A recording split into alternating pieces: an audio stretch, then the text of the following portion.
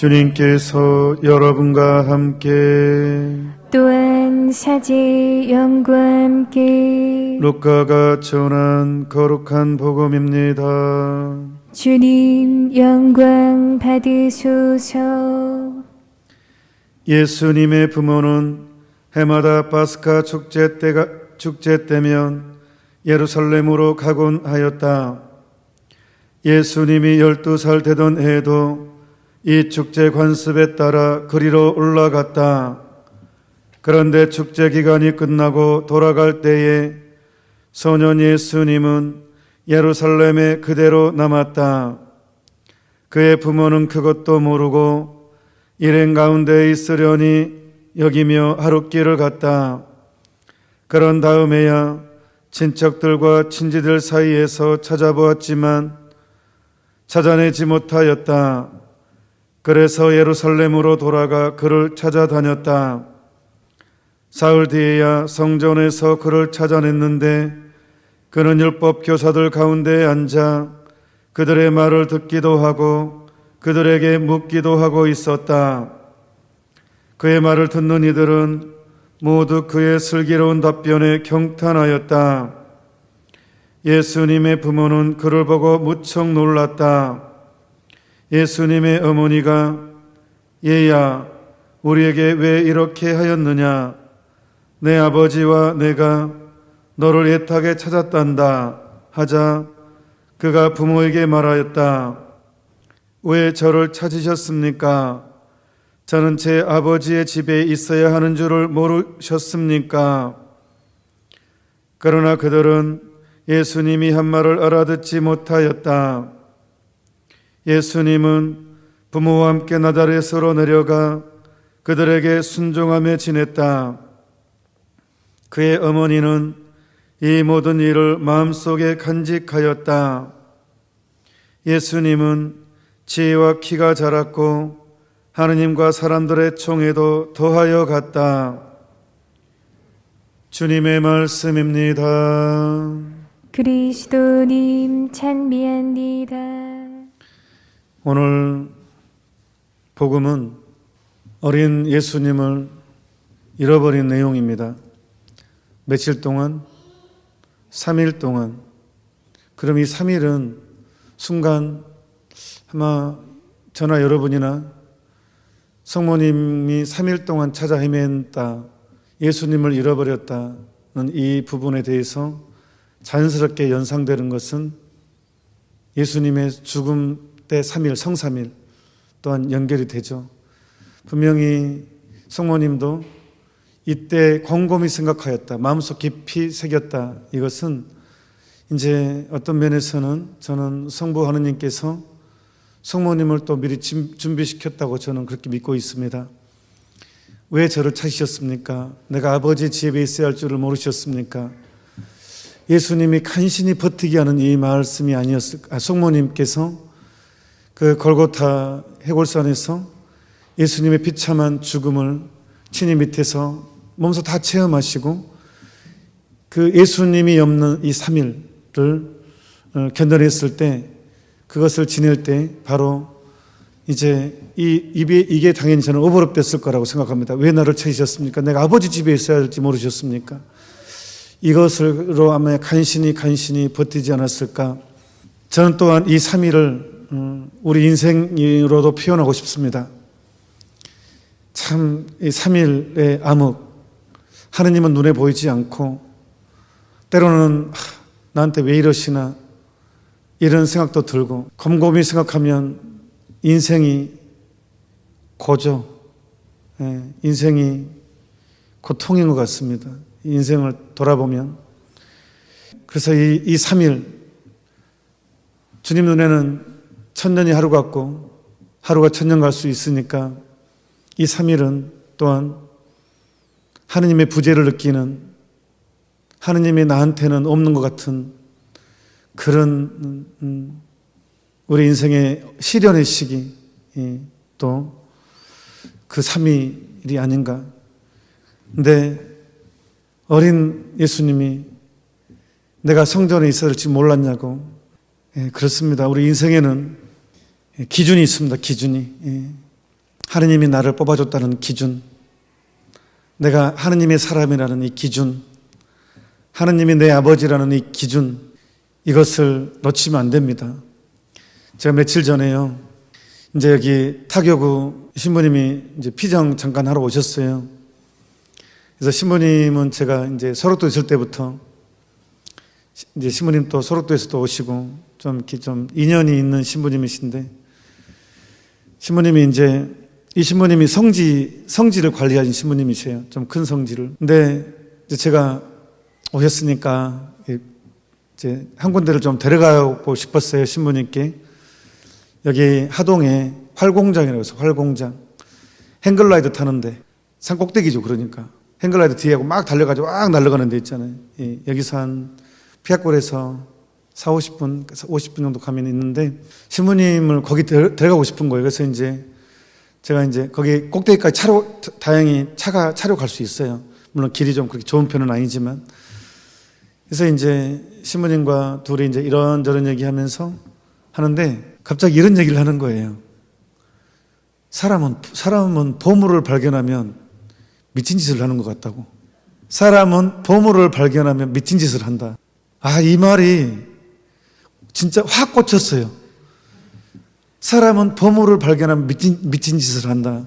그러면서 이제 당신이 성지에 계시니까 하나님의 조선 후기 때 양반들, 사실 가톨릭이 권력자들, 양반들에 의해서 처음에 한국 가톨릭이 들어왔거든요. 남부럽지 않은 사람들이에요. 한평생 먹고 사는데 아무 지장 않은 사람들, 기득권, 진짜 안정된 생활을 하는 사람들이에요. 이승훈, 베드로부터 시작해서 이제 그 이벽 세르자 요한, 이벽 세르자 요한, 너무 멋지신 분. 아니, 근데 보통 부모는 그런 거 있지 않아요. 자식들한테 고통을 물려주고 싶지 않죠. 내가 고생은 하더라도 자식들은 이 고생은 안 나게 해주고 싶어. 이게 부모의 본능이잖아요. 내 자식만큼은 내가 겪는 고통을 안 겪게 해주고 싶어. 고통은 되물리고 싶지 않은 게 부모의 가장 강력한 본능 중에 하나예요. 근데 당시 양반들은 그 안정된 생활이잖아요. 그런데 그분들이 천주교 신자가 되는 순간 집안 폐가 망신나고 내 자식 때도 그것을 당해야 되거든요. 모욕과 몰리해와 고문과 도망다니는, 숨어 지내는, 그때 당시 양반들이란 말이에요. 어차피 밑바닥 인생이 아니라 그냥 가만히 천주교만 안 받아들이면 인생 보장되고 안정되고, 기득권이 진짜 완전한 지배계층, 더군다나 권력도 있고. 그러니까 진짜 한평생 진짜 완전히 진짜 남부럽지 않게 편안하게 안락하게 내 자식 때도 좀 토지도 좀 해석해놓고 쌀도 많이 쟁여서 내 자식들은 더 부유하게 해줄 수 있는, 근데 천주교를 내가 믿음으로써 내 자식한테까지 고통을 물려줍니다. 내 자식한테.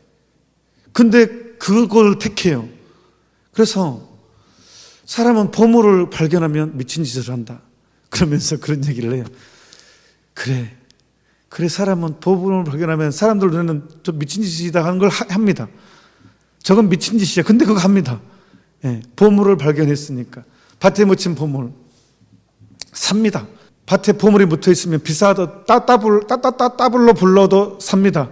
다른 사람들 보면 보물을 발견하지 못한 사람만 눈에는 미친 짓이죠. 하지만 보물을 발견한 사람에는 따따블로 불러도 삽니다. 내가 합니다. 보물을 발견했으니까. 자, 우리는 누굽니까? 한마디로 말하면 보물을 발견한 사람들 아닙니까? 미친 짓을 합니다. 남들이 뭘 하게도 옳다는 것을 합니다. 이것이 보물을 발견한 사람의 특징입니다. 특히 저는 오늘 첫 토요일 성모신신 미사를 봉헌하면서 꼭 얘기하고 싶은 것이 또 있습니다. 10월은 좀 중요하죠.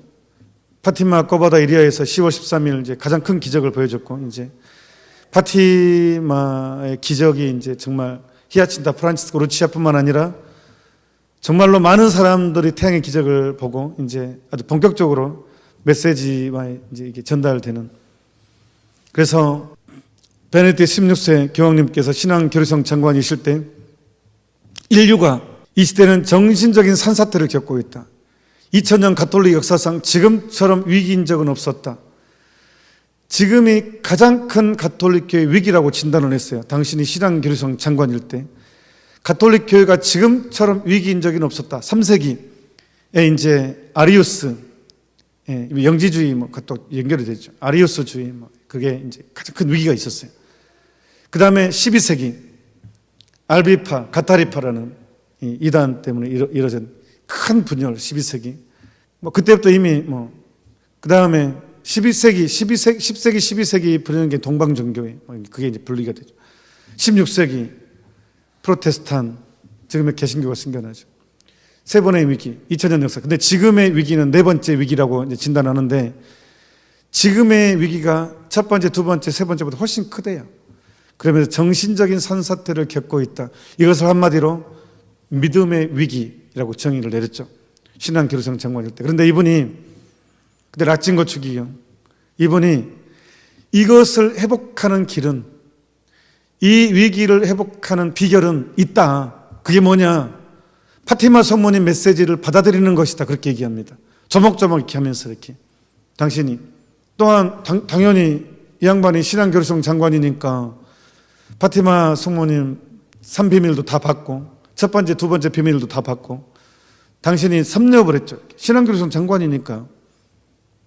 그래서 그렇게 진단을 내렸어요. 이 시대가 다시 이 위기를 극복하는 비결은 파티마 성모님의 메시지를 받아들이는 것이다. 이제 또 10월 13일 날 또 우리가 이제 미사를 봉헌합니다. 발현 미사를. 그때 또 이제 메시지를 또 나눌 것인데. 근데 그때 그 파티마 성모님 발현 이후에 이제 계속 전파되는데 사람들이 너무 이렇게 좀 빨리 받아들이지 않았어요. 그래서 또 아키다의 성모님 발현이 또 있죠. 이것도 거기 공인받은 거, 일본 아키다는. 그게 이제 이토 주교님께서 이 아키다의 발현을 인준을 하면서 이 파티마 성모님 메시지 연결되어 있다고 얘기를 합니다. 이 일본 아키다 성모님은 이 파티마 메시지. 근데 이 아키다의 성모님 수녀님을 통해서 주신 메시지는 상당히 무섭습니다. 장난 아닙니다. 예. 아키다 메시지 제대로 보시면요, 장난 아닙니다. 교회의 엄청난 분열과 이 사제와 그 다음에 성모님께 봉헌된 사제의 극심한 고통, 박해, 이런 내용이 아키다에 아주 실감나게 나옵니다. 아키다 메시지. 그래서 파티마 성모님과 연결되어 있다 이렇게 진단을 하거든요. 근데 이 중간에 상당히 중요한 인물이 파티마의 순례를 하게 됩니다. 이탈리아에서 파티마로. 그분이 누구냐? 수많은 사제와 주기경님, 교황님도 가셨으니까 파티마에 순례를 하셨으니까. 근데 어떤 굉장히 중요한 영적의 흐름을 잡아주는 굉장히 중요한 사제가 파티마를 순례하는데 그 중에 한 분이 바로 스테파노 고피 신부님이었죠. 그 스테파노 고피 신부님이 파티마 순례를 하는데 성모님의 음성을 듣습니다. 파티마에서. 내적으로 듣습니다. 기록 안 할 수가 없어서 이 당시 초자연적인 힘에 이끌려가지고. 그래서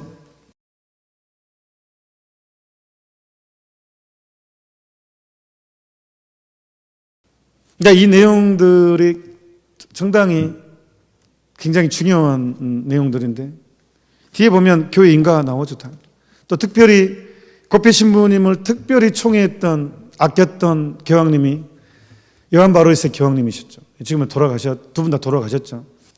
근데 제가 이 책을 신학교 가기 전에 처음에 접했고 신학교 입학 전에 제가 이제 그때 하안토니오 몬시뇰과 그때 당시 한국 체나클로의 지도신부님 서효섭 신부님 함께 이제 이렇게 이것을 하면서 저는 영광이었죠. 저는 일단은 메시지보다는 이 하안토니오 몬시뇰을 저는 개인적으로 성인으로 생각을 하거든요. 서효섭 신부님도 이 대위대한 사제들과 이분들과 감히 이렇게 체나클로를 하다니 그 감격이 너무 컸어요. 저는 개인적으로. 근데 하여튼 그건 중요하지 않고 모르겠죠. 하여튼. 근데 아무튼, 네. 근데 제가 이것을 나누면서 그 메시지가 되게 박힌다는 느낌을 받았어요. 이 내용들이 가슴에 심장에 박힌다. 해보신 분은 알 거예요. 이것이 어떤 내용인지. 박힌다는 느낌을 받았고 이거는 살아있다라는 생각이 들었어요. 그러니까 이제 채널콜로 하는 사람들 보면 때로는 저 사람 미친 거 아니야? 너무 광신자 아니야? 이런 거를 들을 수밖에 없어요. 왜냐하면 이 내용 자체가 보물을 발견한 느낌이 들거든요. 이건 진리다라는 그게 느낌이 오거든요. 그러니까 어쩔 수 없어요. 이거는. 근데 대신 조심할 게 있어요. 이 채널콜로 하는 사람들 제가 알거든요. 심정을. 이거를 하면 정말 이건 진짜야 이거는. 근데 그것만큼 아주 더 조심해야 될 게 하나 있어요. 뭐냐면요. 사제들도 조심해야 될 문제인데 첫째가 꼴찌가 된다라는 거. 그러니까 이거 하는 사람은 진짜로 첫째도 겸손, 둘째도 겸손, 셋째도 겸손해야 돼요. 그래야 완성돼요. 안 그러면 이게 너무 중요하고 하기 때문에 이게 또 자칫하면 우월감에 빠질 수 있거든요. 이건 옳다고 딱 느끼니까. 자칫하면 이거 우월감에 빠져버리면 또 이거 한 방에 팍 무너지거든요. 이게요, 참 신기한 게요. 악마들은요, 열심한 사람들은 밀어서 넘어뜨린다니까요. 절대로 악마들은 인간이 숨이 붙어있는 한 포기 안 합니다. 인간을. 악마는요, 인간이 숨이 꼴딱꼴딱 붙어있는 한 절대 포기 안 한다니까요. 절대로. 그러니까 어떤 식으로든지 그 사람 상태에 맞게끔 유혹합니다. 열심한 사람들은 밀어서 더 열심한 마음과 자기 만족을 불어넣어서 넘어뜨리고, 교만으로 넘어뜨리고, 게으른 사람은 잡아뜯어서 넘어뜨리고, 잡아서 넘어뜨리고, 열심한 사람은 밀어서 넘어뜨리고. 저는 이건 정말 지금 제가 이거는 뭐 여러분도 알고 저도 알고 하는 사람들은 성령 강림을 준비하는 거예요. 제2의 성령 강림. 제자들은 도망 다녔어요. 벌벌벌 떨었어요. 제자들은요, 어부들 완전히 뭐 교육적인 면, 수준 면, 경제적인 모든 면에서 떨어진다고 생각되는, 그리고 예수님의 부활을 체험하고 나서도 벌벌벌 떨고 무서워서 문 꼭꼭 걸어 잠갔잖아요. 못 나왔잖아요. 무서워서. 우리 다 알고 있잖아요. 제자들이 얼마나 허약한 존재였던지를, 얼마나 허약했는지. 예수님의 부활된 이 못에 뚫린 손가락을 집어넣어봤고, 옆구리에 상처를 집어넣어봤고, 부활한 예수님이 구워준 빵과 고기를 먹어봤고, 그럼에도 불구하고 무서워서, 권력자들이 무서워서 문을 걸어 잠갔어요. 못했어요. 이게 우리예요. 아니, 제자들도 그 정도인데 우리에 오죽하겠어요. 예수님을 3년간 예수님과 먹고 자고 그렇게 교육받았던 제자들이 그 정도인데 우리에 오죽하겠냐고요. 우리야. 우리는 예수님 본 적도 없어요. 믿고 따르는 거죠. 그래서 더 대단하죠. 우리는 예수님 내가 만진 적도 없고, 물론 이제 저는 좀 이제 주님 당신이 주신 쪽으로 이걸 있었지만, 아무튼. 그런데 제자들이 언제 완전히 새로운 사람이 됐어요? 제자들은 자기 무능을 인정했어요. 왜? 도망갔으니까. 예수님이 가장 힘들 때, 가장 필요할 때 다 도망갔어요. 그거를 경험했어요. 무능을 뼈저리게 경험했어요. 제자들은요, 내가 얼마나 나약하고 얼마나 비겁하고 그거를 완전히 진짜 뼈저리게. 제가 강론 때 자주 말씀드렸던 게, 베드로는 자기 일을 용서하기 힘들었을 거예요. 눈앞에서 난 저 사람 모른다고 3번 부정하고 도망갔잖아요. 그런 나를 용서하기 힘들었을 거예요. 근데 돌아왔어요, 베드로는. 그래서 일대 교황님이 되신 것입니다. 안 돌아올 수도 있었는데 자기를 용서하지 않았다면 돌아오지 않았죠. 가룟 유다는 자기를 용서하지 않았기 때문에 그렇게 됐고, 베드로 사도는 자기를 용서했기 때문에 다시 나타났어요. 근데 분명한 것은 뼈저리게 자기의 무능과 비겁함과 나약함을 받아들였다는 거예요. 그래서 이제 문 걸어 잠궈요. 겸손하게. 그래, 문 걸어 잠근다고요. 그래서 그게 낯설지도 않아요. 원래 나 그런 애요. 그런 사람이야. 그런데 언제 바뀝니까? 당당하니 완전히 다른 사람으로. 성령 강림 이후에요. 성령 강림 이후입니다. 교회는 그래서 그때 그래서 성모님이 지금 성령 강림을 준비하는 거예요. 그게 채널콜로예요. 새로운 세상 준비하는 거예요. 그러니까 이거 해야 돼요. 제 판단으로는 저는 제 판단으로 이거 해야 돼요. 그러면 알아요. 분별이 생겨요. 옳고 그것도 생겨요. 제2의 성령 강림 준비하는 거예요. 이거는. 그래서 CMBS에서는 드디어 이제 계속 할 거예요. 유튜브로 하려고 했는데 말 못할 사정이 있었습니다. 여러분들한테 말 못한. 하지만 밴드는 다르잖아요. 밴드는 여러분들이 와서 유튜브는 불출동 다수한테 그냥 하는 것이고 밴드는 내가 원해서 들어오는 거예요. 내가 손해가지고 좀 달라요. 그래서 그래서 밴드는 괜찮아요. 내 밴드에서 그냥 한다는데 들어온다는데 어떻게 해요? 그 밴드는 달라요. 물론 사정이 있어서 제가 유튜브 하는 것은 좀 근데 이제 드디어 내일 8시 드디어 내일 이제 할 거예요. 그리고 이제 또 다른 방법도 생각해 볼 거예요. 좀 더 이제 알려주고. 근데 진짜 저는 했으면 좋겠어요. 대신 너무 고집스러운 사람이 안 되기를. 이거 하면서 어제 성로 소아대리사가 자세선 보면 그거 있잖아요. 내 식대로 이끌려고 하지 말고 그 사람의 성향도 보고 이렇게 성령께서 이끄시는 걸 바라보라고. 근데 너무 이제 좋다 보니까 막 자칫 잘못하면 너무 이제 이렇게 막 내 식대로 하다 보면 독선적으로 보일 수가 있거든요. 이제 그렇게 보이면 안 되고. 그래서 채널콜로 하는 지도자들은 진짜 겸손해야 돼요. 그냥 진짜 저 사람은 겸손한 사람이라는 소리를 들어야 돼요. 안 그러면 안 돼요. 저 사람이 겸손한 거 아닌가 그러면 안 되고 저 사람은 겸손한 사람이야 라는 말을 들어야 돼요. 우리는 그렇게 가야 돼요. 그래서 스테파노 고피 신부님은 발 뒤꿈치, 우리는 발 뒤꿈치처럼 살아야 된다고. 발 뒤꿈치가 우리 신체 가장 하찮게 여기는 부분이잖아요. 발 뒤꿈치.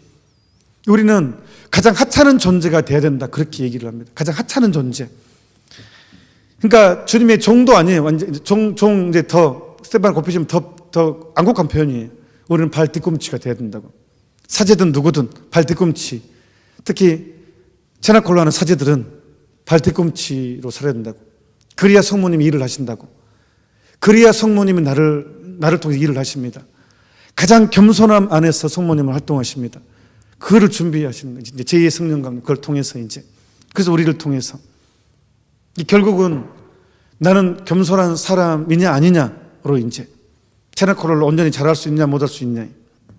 그래서 오늘 성모님께서 하신 메시지 딱 오늘이에요. 오늘 1993년 10월 2일 밀라노에서 이달 첫 토요일에 수호천사 기념일 502항입니다. 사랑하는 자녀들아, 이달 첫 토요일인 오늘 너희는 다락방에 함께 모여 티 없는 내 성심에 너희 자신을 다시 봉헌하면서 전례력에 따라 너희의 수호천사를 기념하고 있다. 이 대환난의 시기에 어둠의 시기 나는 너희가 더욱 긴밀한 유대로 수호천사와 일치하도록 권고한다. 수호천사들은 특히 마지막 시대에 너희를 위해 수행해야 할 특수하고 중대한 임무를 띠고 있는 것이다. 수호천사들은 무엇보다도 너희 길을 밝혀주는 빛이 될 임무를 띠고 있다. 너희가 살고 있는 시대의 특징이 엄청난 암흑길이에요. 제가 이거를 좀 더 쉽게 표현하면 죄에 대한 감각이 없어요. 이 시대는. 죄에 대한 감각을 없애버리는 이론들이 너무 많아요. 이 시대는. 뉴에이지, 영지주의, 동양의 음양의 이론, 윤회, 수련, 명상 이런 것들 자체가 몸 수련인데 문제는 이걸 약간 종교적인 것을 끌어오면서 죄에 대한 감각을 없애는 쪽으로 이렇게 발전하면 그 된다는 거예요. 그냥 건강이 아닌 이제 이거를 종교적인 어떤 걸로 끌고 오면 이게 뉴에이지고 영지주의가 되는 거죠. 그게 암흑, 그게 분별이 없어지는. 근데 암흑에 눈이 안 보이는 거예요. 암흑이라는 것은 안 보이는 거예요. 그게 이제 분별이 없어지는 것이고 하느님에 대한 감각은 죄에 대한 감각에 연결되어 있다고 요한바오로서 2세 교황님이 그랬잖아요. 그러니까 암흑이라는 것은 죄에 대한 분별이 사라졌다. 죄를 짓고도 죄를 하고 인식을 못한다는 거예요. 이 사람들이 이제는 뭐 그게 동성이고 그렇고, 뭐 남이 하면 불륜이고 내가 하면 로맨스고, 뭐 그런, 괜찮아, 이 정도는 괜찮아. 죄에 대한 분별이 사라진 시대가 됐죠, 지금. 뭐 이미 경험하고 있잖아요, 우리가. 직장에서도 그렇고. 제가 본당신부 10년 전에 본당신부 할 때도 형제님들이 단란주점 가서 아가씨 있는 단란주점 불러서 술 먹고 막 춤춰도 죄 아니라고 생각을 하더라고요. 뭐 어때? 이 정도도 뭐 돼? 우리가 뭐 이렇게. 아니, 술 먹는데 여자를 왜 불러요? 아이고, 남자도 부릅니다. 요즘엔 남자도 부르고 여자도 부르고. 예. 술 먹는데 왜 다른 사람 왜 불러요? 내가 더 이상 충격해도 안 할게요. 어떤 부류의 사람도 부릅니다. 술 먹는데 여자를. 나 진짜 눈 뒤집어진 줄 알았네요. 어떤 부류의 사람도 부르대요.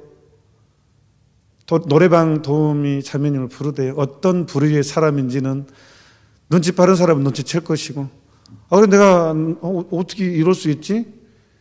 어떻게 이러지? 근데 그거를 이상하게 생각 안 하더라고요. 그래서 제가 이렇게 됐는가 보다 세상이. 그러니 아이고 더 이상 더 나가면 내가 위험해져서 이렇게. 그래서 이 엄청난 암흑이다. 이 시대가 엄청난 암흑이다. 이것이 갈수록 깊어지면서 더욱 확산되고 있는 것이다. 그것은 사람들의 정신을 휘감아 그들로 하여금 대대적인 배교의 희생물이 되게 하는 오류의 암흑이요, 영혼의 아름다움과 신성함을 흐르게 하는 죄의 암흑이요, 살아계시는 하느님의 영광을 반영하도록 불린 너희 몸의 광채를 태화시키는 불순결의 암흑이다. 그래서 이미 어릴 때부터 음란한 자칫적, 저는 사실 고등학교 때 세례 받았거든요. 저는 어렸을 때 고등학교 2학년 때 세례 받았으니까 이미 저는 초등학교, 중학생 때도 저희 학교에 가면요, 이미 추나 그림 되게 학생들이 많이 가져와요. 한참 호기심 많을 때 막 이제 가지고 다녀서 보여주면 한 번 보면 이제 이 영상이 안 떠나가요. 머릿속에 있는 거예요. 이제 막 비디오 막 보러 가자 그러고 그거 보고 이미 중학생 때 저희 때는 그랬어요. 썬데이 서울, 애독자. 근데 지금은 지금 썬데이 서울은 그냥 아주 그냥 그냥 지금은 아무것도 아닌 이 수준에 비하면, 이 지금 막 나가는 수준에 비하면 소프트하죠, 이것은 정말. 그래서 오늘날 오류와 죄의 불순결의 암흑에 잠겨 음침한 유령처럼 살고 있는 내 가련한 자녀들이 수가 얼마나 많은지 모른다. 성모님께서 이제 하신 말씀이에요. 저는 여러분들의 자녀들, 저도 사실 솔직히 말해서 내가 만약 결혼해서 자식을 키운다면 나는 대체 어떻게 키웠을까? 답이 안 나오는 것 같아요. 그래서 저는 그냥 제 개인적인 생각, 학교를 과연 보낼 수 있나? 그냥 그 생각을 했어요. 시골로 내려가서 농사 짓고 그냥 우리 뭐가 있냐? 제가 말했잖아요. 우리 서두에 사람이 보물을 발견하면 미친 짓을 한다니까요. 보물을 발견하면 미친 짓을 합니다. 사람은 너무란 생각 할 수 없습니다. 그래서 저는 어떡하지? 와 진짜. 그래서 저는 이스라엘의 키부츠나 이런 거 좀 이해가 돼요. 끼리끼리 딱 해가지고 지금 신앙촌, 교우촌이 아마 다시 생기지 않겠어요. 교우촌이. 옛날에 교우촌이 다시 회복될 것 같아요. 그쪽 땅 팔지 말고 교우촌에 집 있는 사람 다시 놔두십시오. 다시 돌아올 겁니다.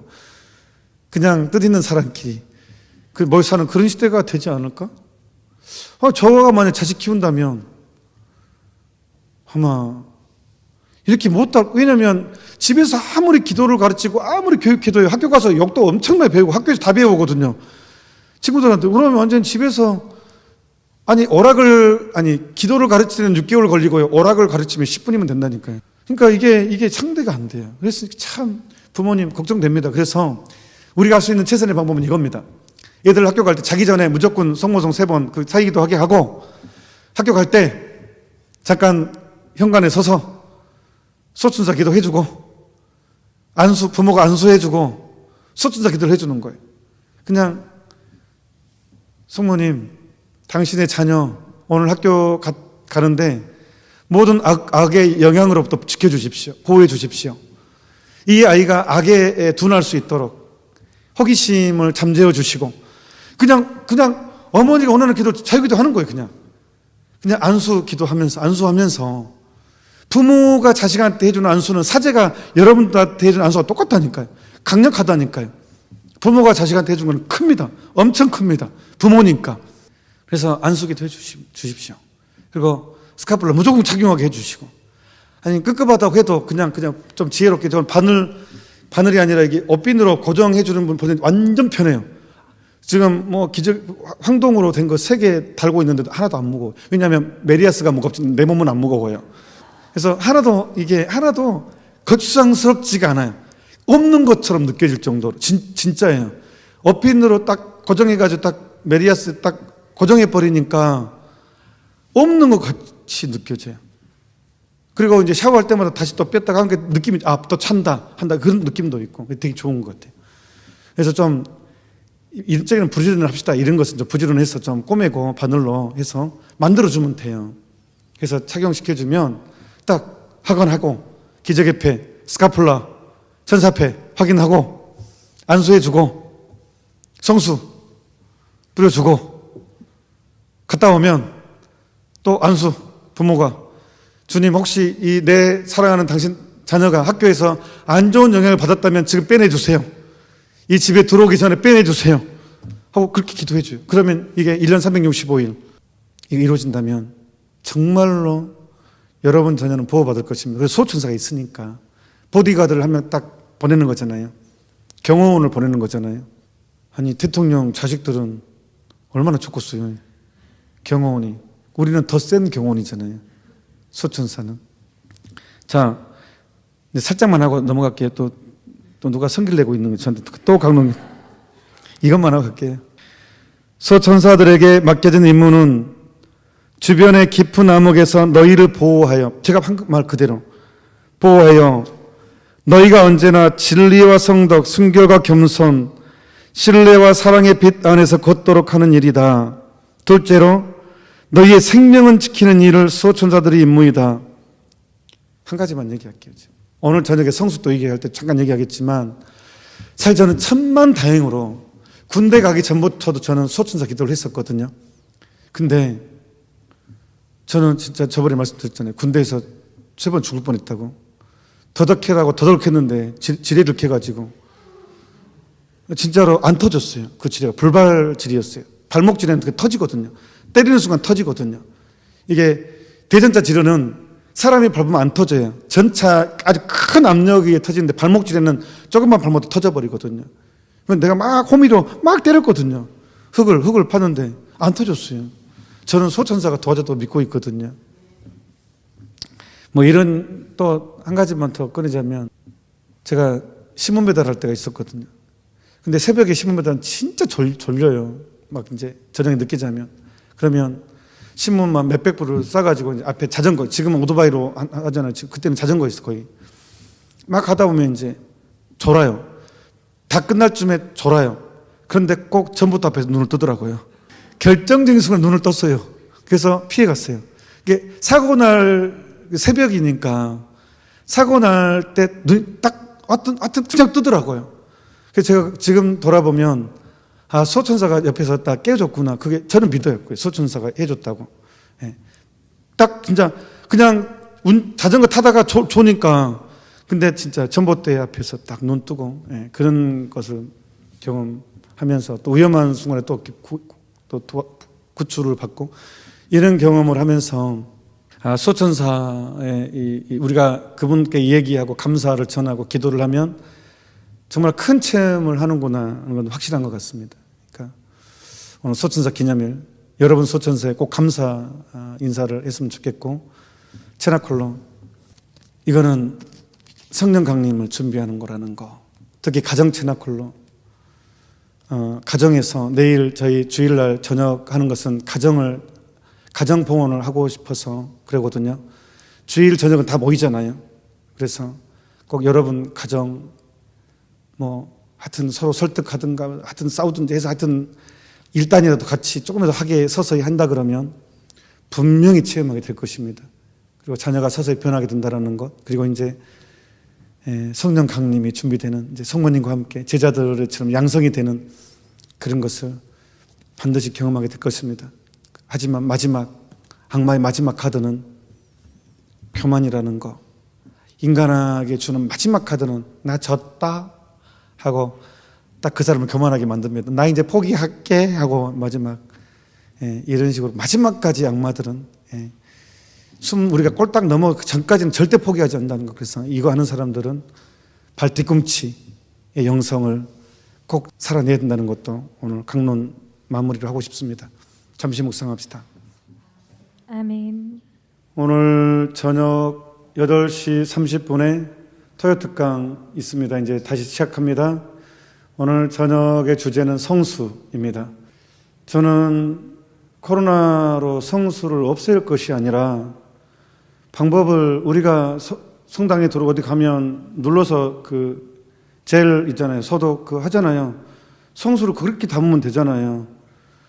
왜 조금만 생각하면 아니 옛날에 우리가 전염병 지금 못 잡잖아요. 할 때 성수 뿌리고 하느님의 도움을 왜 청하지 않을까요? 저는 그게 하느님이 불가능이 없는데 우리는 머릿속의 지식으로만 그 하느님의 능력을 가려버린다니까요. 물론 인간의 지식도 활용해야 되지만 하느님의 능력도 같이. 근데 성수를 더 많이 쓰게 해줘야지 왜 성수를 없애버리는 것 자체는 아주 잘못된 것입니다. 그건 정말 왜 성수를 본당에 없애요? 손 찍으면 그냥 누르는 거 만들던가 어떻게 병에 담아서 주던가 본당에 집으로 가져가게 하던가 집에서 바르고 오게 하던가 그냥 담아가면 되거든요. 성수통 해가지고. 그걸 왜 없애요 진짜? 성수를 환장하고서 진짜 성수를 왜 없애요? 성수걸 아이고 참. 그래서 저는 그 자체가 아직 그 성수에 대한 가치를 모르니까 그런다고 생각을 해요. 성수의 가치, 성수가 있는 중요성, 성수가 얼마나 중요한지를 무지에 의한. 그래서 저는 가슴이 아픕니다. 왜 성수가 가장 필요한 시점에서 성수를 없애버렸다. 성수 뿌리십시오. 진짜 성수는 또 성수 기도가 있잖아요. 죄를 씻어주시고 악마를 몰아내달라고.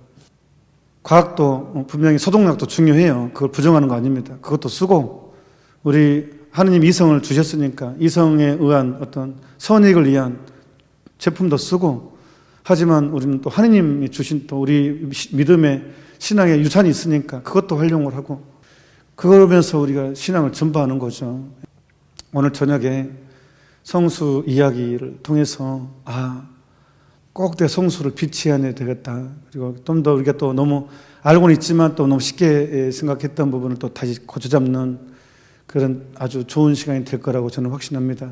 혼자만 보지 말고 또 옆에 연락해서 소문내고 강구하고 이렇게 해서 많은 사람의 도움이 되는 유익이 되는 아마 방송이 방해도 받을 수 있어요. 이게 진짜 이 방해도 있거든요. 악마 호사다마 좋은 일에 마가도 많이 끼고 꼭 이런 일이 있으면 꼭 무슨 일이 있더라고요. 근데 굴하지 않고 또 준비기도 하고 하니까 기도해 주는 사람이 많이 있어서 그래도 잘 되는 것 같아요. 그래서 오늘 시작하니까 기도 중에 또한 이렇게 암에 방해 없이 토요특강이 잘 이루어질 수 있도록 기도 중에도 봉헌해 주시면 기억해 주시면 고맙겠습니다. 그리고 내일은 기다리던 제나콜로도 이제 내일부터 시작한다는 것도 밴드에서만 합니다. 제나콜로는 유튜브는 하지 않고 밴드에서만 이제 할 거라는 것도 알려드립니다. 주님께서 여러분과 함께 또한 사제의 영과 함께 전능하신 천주 성부와 성자와 성령께서는 이 기도에 이미 사함께한 모든 이들에게 강복하소서. 아멘. 미사가 끝났으니 가서 복음을 전합시다. 하느님 감사합니다.